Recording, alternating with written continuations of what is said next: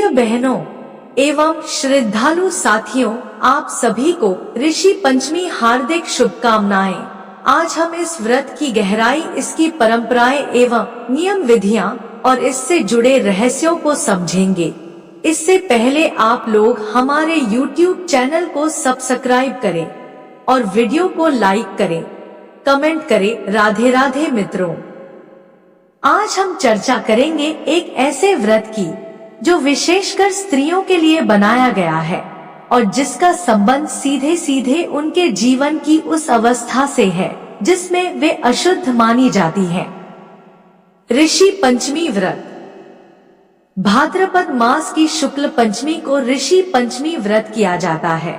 यह व्रत केवल एक धार्मिक परंपरा भर नहीं है, बल्कि यह आत्मशुद्धि और प्रायश्चित का प्रतीक है। शास्त्रों में स्पष्ट उल्लेख है कि जब किसी स्त्री से मासिक धर्म पीरियड्स के समय जाने अनजाने में कोई धार्मिक भूल हो जाती है, जैसे मंदिर में प्रवेश करना, भगवान को स्पर्श कर लेना, पूजा की वस्तु को छू लेना या किसी पात्र को हाथ लगा देना, तो उससे धर्मशास्त्र के अनुसार दोष लग जाता है। इन दोषों का निवारण करने के लिए यह व्रत किया जाता है।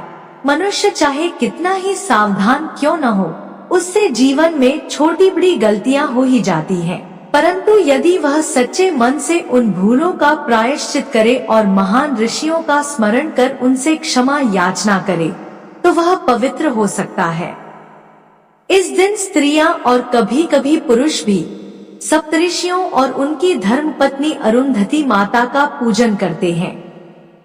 सप्तऋषियों को स्मरण करने से ज्ञान, तप, धर्म और सदाचार की ऊर्जा जीवन में प्रवाहित होती है। यह व्रत बहुत कठिन माना जाता है क्योंकि इसके पालन में अनेक सख्त नियम होते हैं। हल से जोते अन्न का उपयोग नहीं किया जाता, अर्थात गेहूं, चावल, साधारण जौ, दालें आदि वर्जित है। गाय का दूध, दही, घी, मक्खन सब निषिद्ध। यहाँ तक कि पूजा में दीपक भी गाय के घी से नहीं जलाते और चीनी भी वर्जित, क्योंकि चीनी भी हल से जोते खेतों से प्राप्त होते हैं। केवल वही पदार्थ सेवन किए जा सकते हैं जिनके उत्पादन में हल का प्रयोग न हुआ हो, जैसे समा के चावल, लाल चावल, कंदमूल जैसे सेब, केला आदि फल, सूखे मेवे। इस व्रत में सिर्फ भैंस का दूध, दही और मक्खन एवं घी का दीपक आदि जलाते हैं। यही कारण है कि ऋषि पंचमी का उपवास अत्यंत कठोर व्रत कहा गया है। पूजन की तैयारी कैसे करें, यह भी आपको बताते हैं। सुबह प्रातःकाल स्त्रियां स्नान ध्यान कर शुद्ध वस्त्र धारण करती हैं।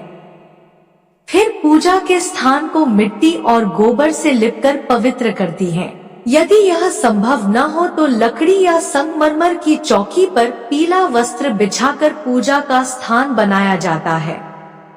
इस स्थान पर गंगाजल छिड़ककर सप्तऋषियों और अरुंधति माता का पार्थिव स्वरूप बनाया जाता है। यह स्वरूप मिट्टी से छोटी छोटी पिंडियों के रूप में तैयार किया जाता है।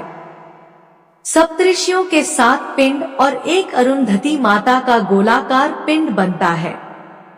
यदि कोई चाहे तो सुपारी से भी इनका प्रतीक स्वरूप रख सकता है। पौराणिक कथा। शास्त्रों में ऋषि पंचमी से जुड़ी एक कथा आती है।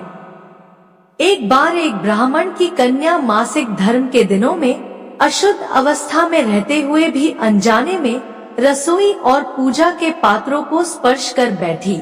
इसका परिणाम यह हुआ कि अगले जन्म में वह चांडालिनी हुई। जब उसने पूर्व जन्म का स्मरण किया और प्रायश्चित पूछा तो ऋषियों ने कहा, यदि तू ऋषि पंचमी का व्रत करेगी तो तेरे सारे दोष दूर हो जाएंगे। तब से यह व्रत प्रचलित हुआ। यदि हम सच्चे मन से प्रायश्चित करें और ऋषियों का स्मरण करें तो पाप कट जाते हैं, जीवन पवित्र और धर्ममय हो जाता है।